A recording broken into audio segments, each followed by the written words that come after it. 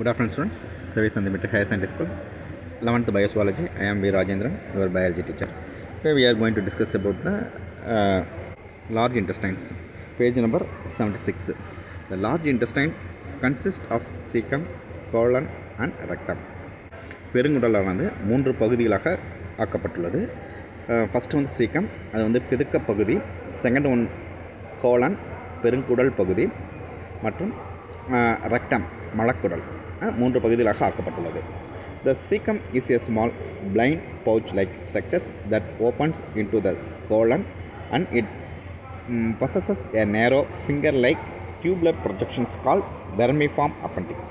இந்த சிறுகுடலானது பெருங்குடலின் முதல் பார்ட்டான அந்த சீக்கம் பகுதியுடன் இணைகிறது. இதன் அடியில் உள்ள குறுகிய விரல் போன்ற குழல் தன்மை கொண்ட நீட்சிக்கு குடல் வால் என்று அழைக்கப்படுகிறது. Vermiform appendix. It possesses a narrow finger-like tubular projections. குறுகிய விரல் போன்ற குழல் தன்மை கொண்ட அந்த பகுதிக்கு பேர் தான் அது குடல் வால் நீட்சி என்று அழைக்கப்படுகின்றது. Both cecum and vermiform appendix are large in herbivorous animals and act as an important site for cellulose digestions with the help of symbiotic bacteria. தாவர உண்ணிகளில் இந்த குடல் பிதுக்க பகுதியும் குடல் வால் பகுதியும் மிக பெரியதாக அமைந்திருக்கு. Both cecum and vermiform appendix are large in herbivorous. Herbivorous means தாவரத்தை மட்டும் உணவாக உண்ணக்கூடிய அந்த விலங்குகளில் இந்த சீக்கம் அந்த பிதுக்க பகுதி அண்ட் வெர்மிஃபார்ம் அப்பெண்டிக்ஸ் இந்த குடல் வால் அந்த பகுதியும் ரொம்பவும் பெருசாக காணப்படுது. It acts as an important site for cellulose digestion with the help of symbiotic bacteria. இங்குள்ள நன்மை செய்யும் பாக்டீரியாக்கள் செல்லுலோஸ் செரித்தலுக்கு உதவுகின்றன. சிம்பயாட்டிக் பாக்டீரியா மீன்ஸ் அந்த நன்மை செய்யக்கூடிய அந்த பாக்டீரியானது எதுக்கு யூஸ் ஆகுது? செல்லுலோஸ் டைஜெஷன்ஸ், அதில் இருக்கக்கூடிய அந்த செல்லுலோஸை செரிப்பதற்கு ரொம்பவும் பயனுள்ளதாக இருக்குது. Then the second part, the colon. The colon is divided into 4 regions: an ascending, a transverse, a descending part and a sigmoid colon.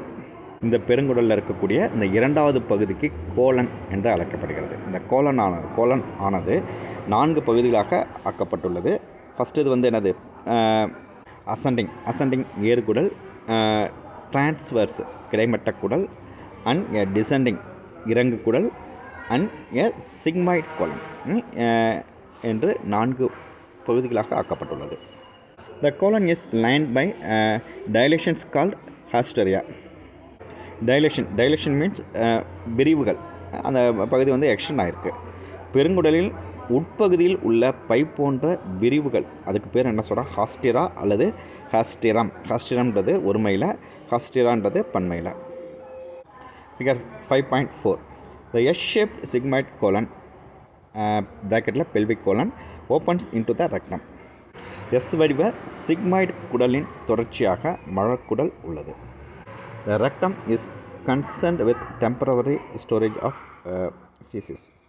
மலக்குடலில் மலப்பொருட்கள் வெளியேற்றப்படும் வரை சேமிக்கப்படுகின்றன. The rectum is concerned with a temporary storage of feces.